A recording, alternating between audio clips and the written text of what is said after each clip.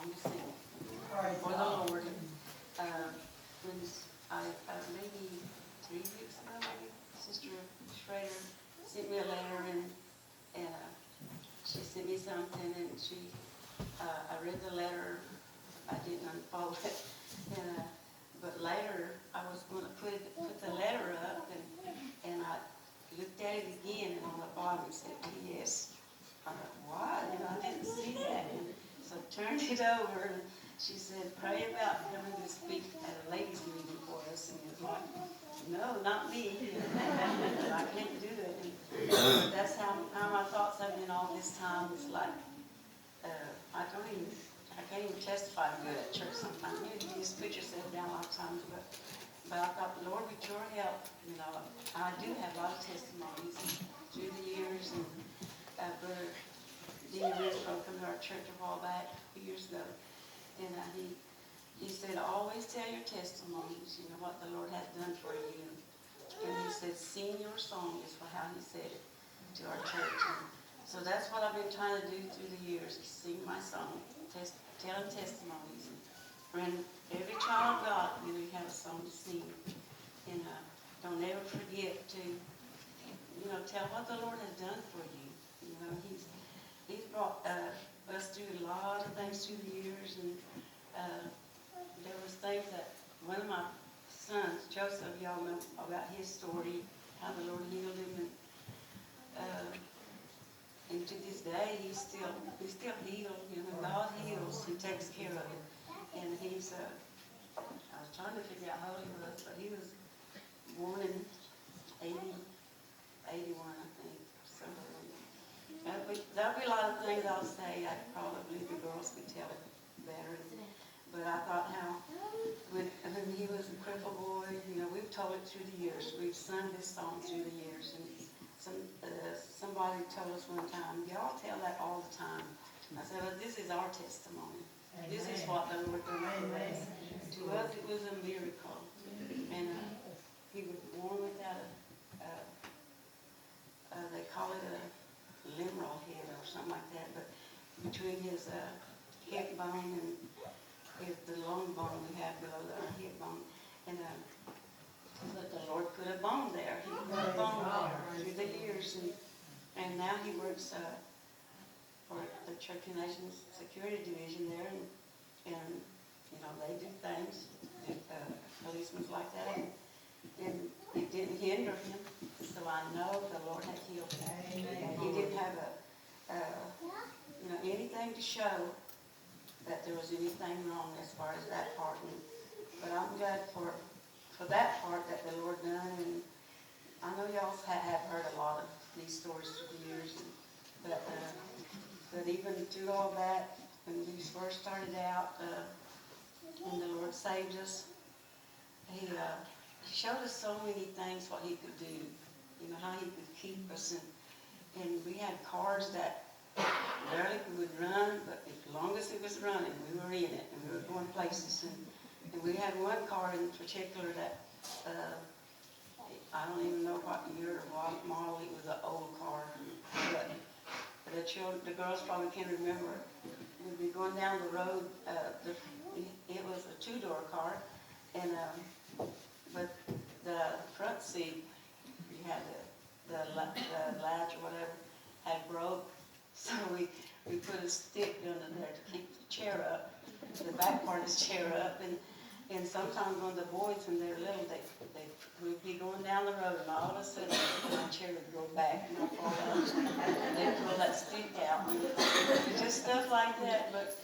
But I always said, if you want to learn patience, drive Brother George's car that It looked like that, and it'd smoke and use so much oil. But when somebody called and said, come and preach for us, we'd be on the road. And he took care of us. A lot of times we didn't even have no gas money, but he'd say, let's go. We'd go. And the Lord would provide. And He's still a provider to this day. And no matter what your need might be, it might be spiritual need, whatever it is, He's still a provider. He's a way maker. And I thank God for to where I am now, to this day. If it wasn't for Him, I couldn't have made it to where I am.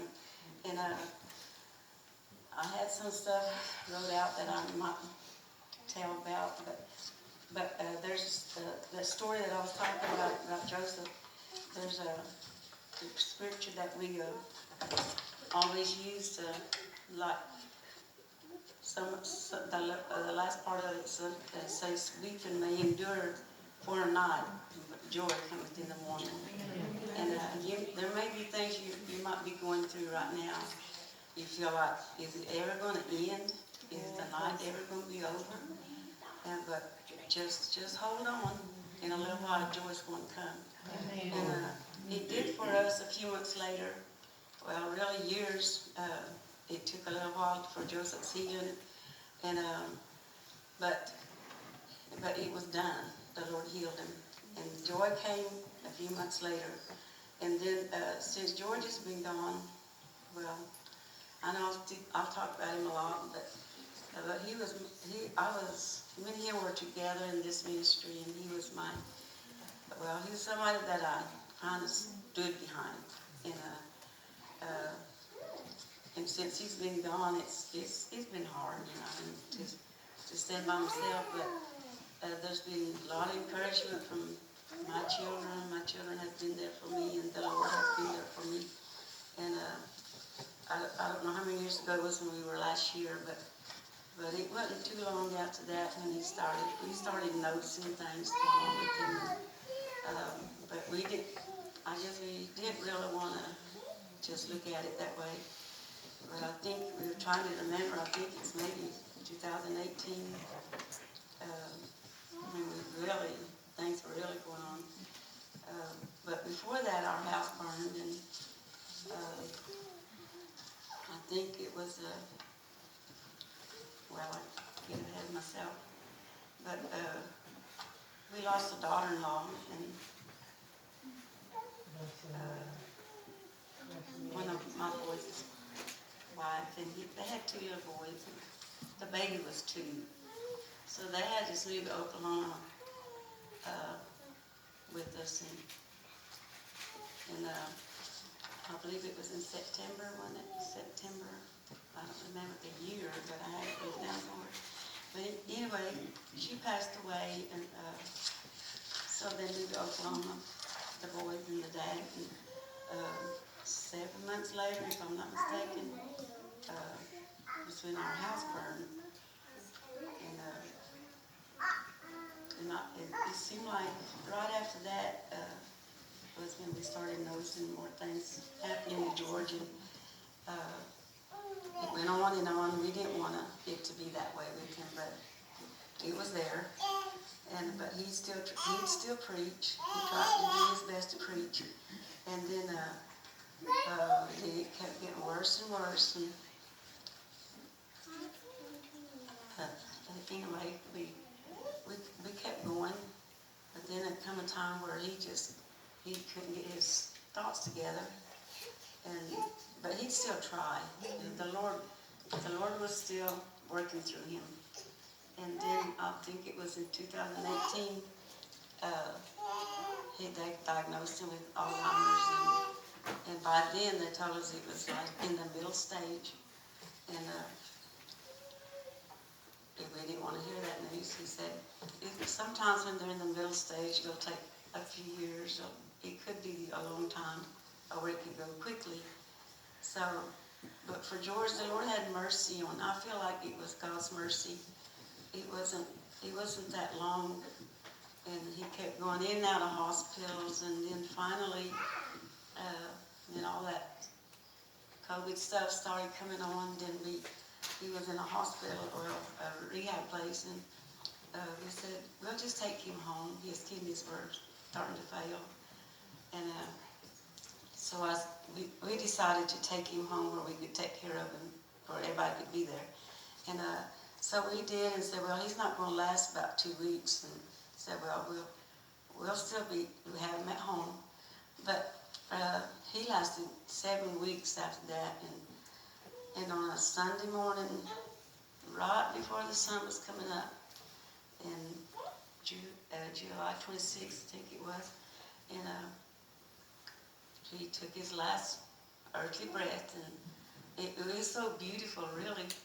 because the sun was, when the sun's coming up, it's so beautiful. I don't hardly ever see it. I don't get up that early. But anyway, it was so beautiful. Somebody took a picture of it, one of the granddaughters, and it was just so appropriate for him. To me, he was a great man of God, and he was my hero. He was our hero. He was the one that encouraged me, and but that morning, just when the sun was coming up, that's when he took his last breath. And it was sad to see him go, but then again, it was so beautiful, like a child of God going home. And that's how I like to be, just to be a child of God when God calls me home, that I will have had everything right in my life. And that's what we need to do. If we want to make heaven our own, we're going to have to keep our house in order. And but I know I'm just going on and on, but this is what God has done for us. And when our house burned up, I believe it was 7 months later, we had a new house. And it was like, Cherokee Nation, they come and help. They'll help you. Sometimes they will, and sometimes they don't really work out. But I know it was the Lord, because just the next day after the house burned, well, when we got home, we were in Alabama, was preaching, starting a revival at Brother Ray Grantham's church, I think, Spring Hill. And when we got the call that our house was burning, and so we went home, and when we got there, the yard was full of people. They had come to our rescue, and they stayed there. You just don't really know how many friends you have sometimes when things start happening, and when you really need them, they're right there. And so the Lord provided, and just the next day they came and took our information about stuff, and they went right to work on it. But within 7 months, we had our house, and some people weren't happy about it, because they said, I've been waiting 5 years for my house, and said, how did y'all get your house? And I said, it was the Lord, it was the Lord taking care of us, because we live in an old house with George's old home place, and it was getting pretty bad, but the Lord knew. For some reason, the house had to burn, and then we had a new house, and so from there on, we faced a lot of stuff, but the Lord was always there. And you might have just really, I feel like you might be disappointed by maybe by my words or something, but I can't put it all together. But I asked the Lord to help me, and even coming up here on our way, I've been asking the Lord to help me, help me, give me encouragement, and give me the words to speak. And even coming up here, I was right in the back, and I was looking up in the clouds, and all of a sudden there was like a triangle opening, and right there on the edge of the cloud, there was a man standing there with a guitar, right there on the edge. And I said, that had to be your dad. I was telling the girls, and I said, what encouragement, the Lord knows how to encourage us. And I said, he just stepped out of the balconies of heaven.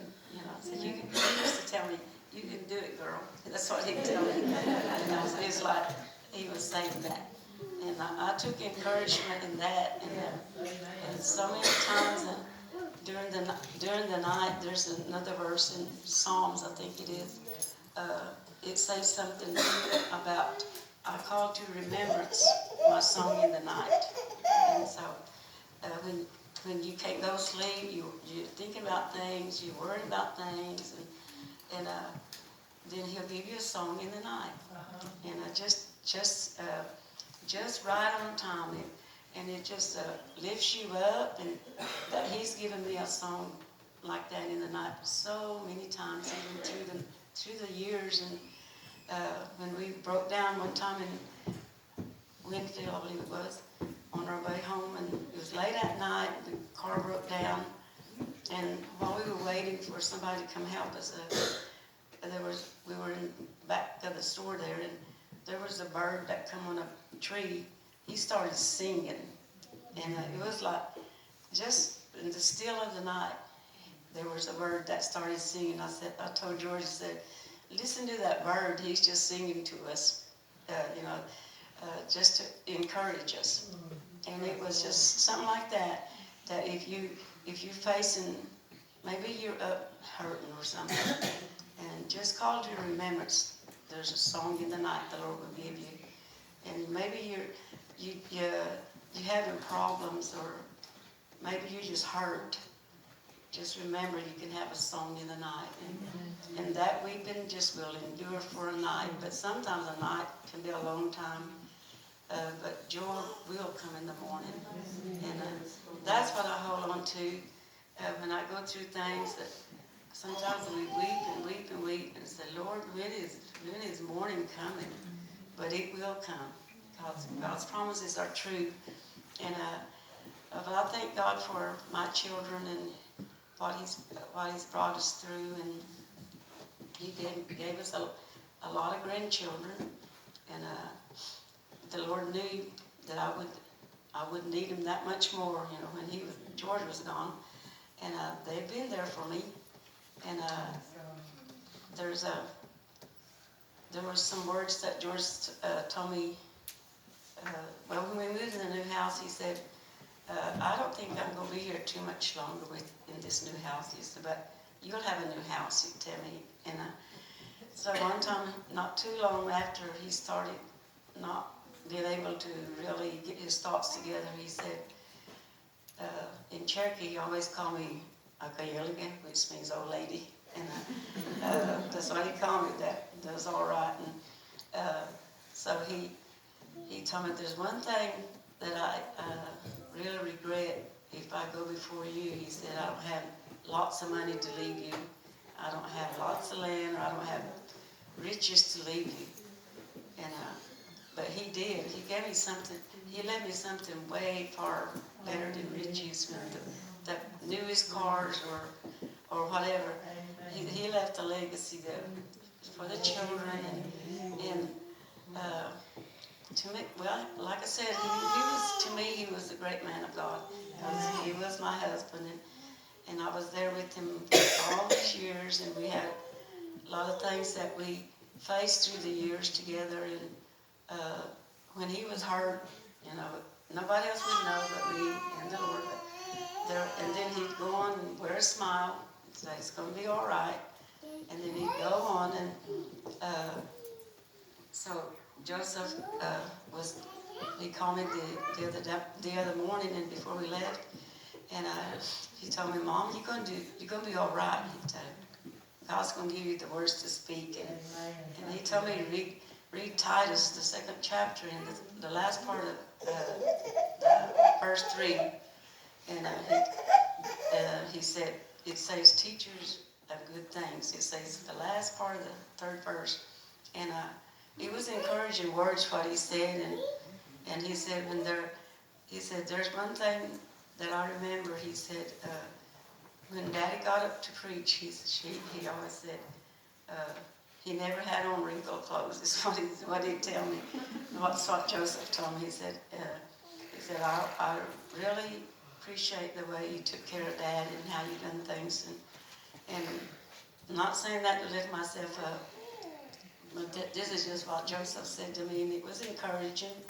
And he said, behind every ministry, there's a special woman, he told me.